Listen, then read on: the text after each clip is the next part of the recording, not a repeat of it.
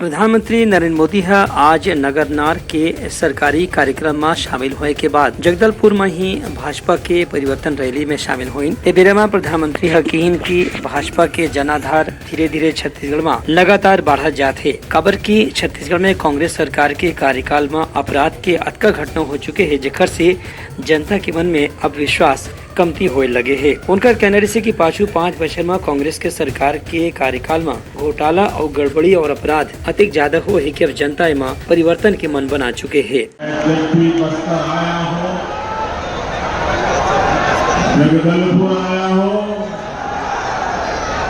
आप सभी साथियों ने हर बार इतना प्यार दिया है,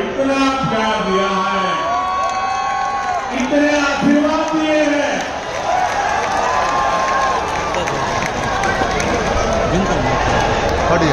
मैं इसमें शब्दों में वर्णन नहीं करता।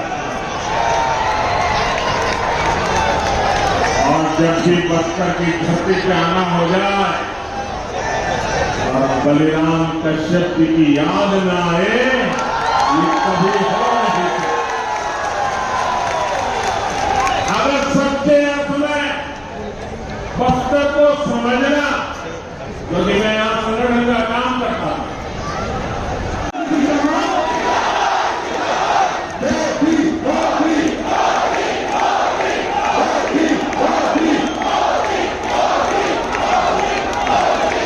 जय मां दंतेश्वरी।